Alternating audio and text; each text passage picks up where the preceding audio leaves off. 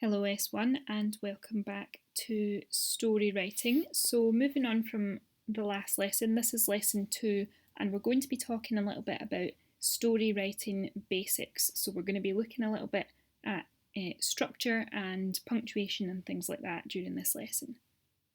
So in terms of our plan, this is where we are. So last lesson we were getting to know each other a little bit, and today, as we say, we're doing story writing basics. So next week or next lesson, it's setting in the 5 senses. So on to a little bit of a starter task. This is something that we'll be doing at the beginning of each lesson, and they might vary slightly, but you'll get very used to what they're going to look like. So these are just intended to help you warm your brain up a little bit for the lesson. So they're small tasks and they will help us improve our skills in different areas of English. So we might need a little bit of help with certain things, and this will hopefully help warm our brains up and bring it all together for us. So at the moment, our starter tasks are going to be focused on improving our spelling. So you can look at this website here for a little bit of information about the meanings of these words and how to spell them. But what we're going to be doing is focusing on usually 3 words in each lesson starter. So today the words that we're going to be looking at are dialogue, beginning, and achieve. Alright, and what you should do is you should write down each of these words 3 times in your jotter, so you're going to handwrite them, and once you've finished doing that, try to use all 3 words together in one sentence. So just pause the video and have a go at that just now. Okay, on to the main part of today's lesson. So we're thinking about what do we already know about good story writing. So there are lots of different things that we need to think about if we're going to be writing a story.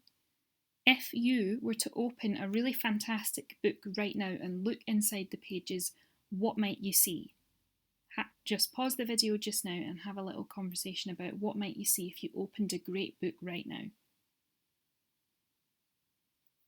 So you might end up seeing something like the following things. So you might have a really interesting plot, so a great story with loads of exciting events in it. You'll probably see dialogue between the different characters, an appropriate structure, paragraphs, and correct spelling. Okay, and also you would probably see a range of different kinds of punctuation. So we're going to have a little bit of a conversation about dialogue. So what do we already know about dialogue? Well, dialogue refers to the spoken conversations between the characters in a story, so it's what they say to each other. And you'll know from books that you might already have read in primary school or at home that dialogue between the characters is usually laid out in a really specific way. So we're having a wee think about what does that look like if we're going to write a story. How do we write dialogue properly? So what do we notice about the example of dialogue below? So it says, "Wow, what a lovely surprise," she cried. "Well, I know how much you love birthday parties," Dylan said proudly. So you can see straight away that it's laid out in a pretty neat and pretty specific way. So first of all, we use a quotation mark before the start of the sentence, right? So if somebody's going to be speaking, you need to use a quotation mark at the beginning.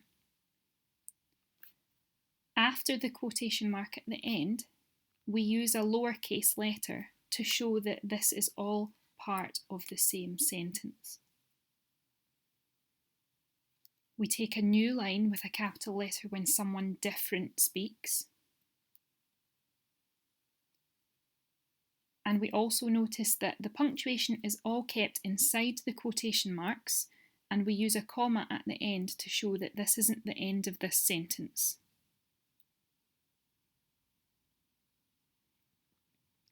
So we're going to have a little look and practice some of these things ourselves. So look at the exchange of dialogue shown below. After what we've just seen on the previous slide, we know that this isn't written correctly, so it's wrong. So it says, "You shouldn't have done that," whispered Alice. "I just couldn't help myself," replied Ben. And we know it isn't right, and we're going to think about how we would fix it and make it more appropriate.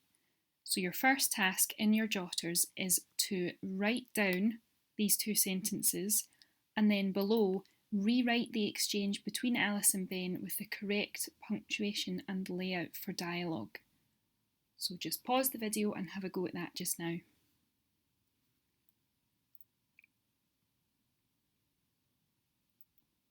Okay, so we've had time to have a go at that, and it should look something like this. So, "You shouldn't have done that," whispered Alice. So we've added our quotation marks, we've kept the W on whispered lowercase because it's part of the same sentence, and we've added a full stop in at the end. Then, because Ben is a new speaker, we've taken a new line, and again we've added in our quotation marks, full stop, and a lowercase r for replied because that's all part of the same sentence. Okay, on to a little bit more practice now. So task 2, you've on your OneNote there is a paragraph from a story. Now you'll be able to see that the paragraph contains dialogue, speech, but it hasn't been laid out correctly. We know that now. What you should do is you should edit the paragraph so that the dialogue is laid out in the right way. So you should change it, add in the correct punctuation, add in any new lines if there are new speakers, and make sure that everything looks the way that it should. So pause the video, have a go at that just now. Okay, on to paragraphing, another thing that's really important when we're writing stories and reading books. So it's very important that we use paragraphs when we're writing, because if we don't, our writing can be really, really difficult to read. So look at this paragraph here, and you'll see that it's just a great big wall of text. All right, so it says, "Pick me, it's all I can do not to scream. I dig my nails into the marula oak of my staff and squeeze to keep from fidgeting. Beads of sweat drip down my back, but I can't tell if it's from dawn's early heat or from my heart slamming against my chest. Moon after moon I've been passed over. Today can't be the same. I tuck a lock of snow-white hair behind my ear and do my best to sit still. As always, Mama Agba makes the selection grueling, staring at each girl just long enough to make us squirm. Her brows knit in concentration, deepening the creases in her shaved head. With her dark brown skin and muted kaftan, Mama Agba looks like any other elder in the village. You would never guess a woman her age could be so lethal." So the contents of the paragraph are interesting, but it looks kind of dull and it makes it a lot harder to read. Whereas if you look at this version, you can see straight away that it's a lot more manageable. It's chunked up, and we've even got at the beginning a very, very short sentence for added emphasis. So it just gives something else to your writing, and you can see which one you would probably find easier to read. So how do we know when to begin a new paragraph? Sometimes it can be quite tricky to tell, but one method that you can use is the tip-top method. So there you go, tip-top. So TI for time. If you start talking about a different time, you should take a new paragraph.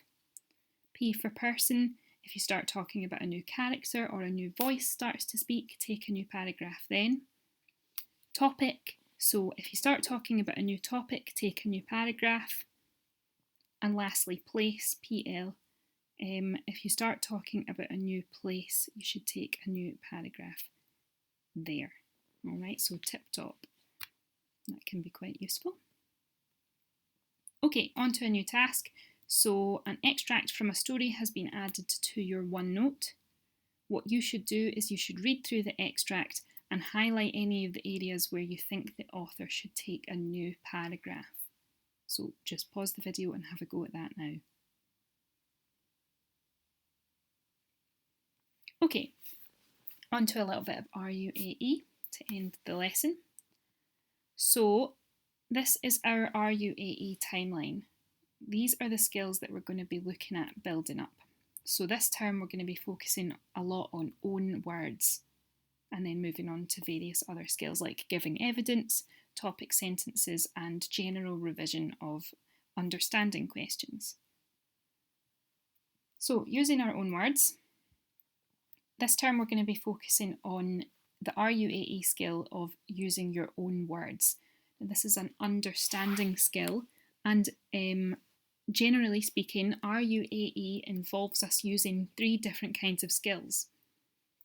So the first one is your ability to read and understand an unfamiliar piece of non-fiction prose. Then you've got your ability to analyse a range of literary devices used by a writer to create a particular effect. And lastly, your ability to evaluate the success of the writer in employing these techniques. So that'll all become a little bit clearer as we go on. Today, what we're doing is we're thinking about own words. So we've got a little bit of a passage here taken from a website where it's telling us about white storks, a kind of bird. Okay, so it says the white stork is a large wader. They have a ruff on their chest, composed of long feathers and used by the birds during the courtship rituals. Its overall plumage is white, contrasting with black flight feathers and patches on their wings. The black coloration of their plumage is as a result of their unusual diet, or their usual diet, sorry. They have black bands surrounding their eyes and blunt nail-shaped claws. Males and females are similar in appearance, though females are somewhat smaller than males. Adult individuals have a long neck, red pointed bill, and long red legs. In addition, their feet are partially webbed. So you can see in the table below there are a number of statements that have been taken from the text, and then there are pupil answers. So instead of writing the white stork is a large wader, the pupil has written the white stork lives near the water. And what you should do in your OneNote is you should fill out the rest of the table by taking the 4 last statements and putting them into your own words. So just pause the video and have a go at that now.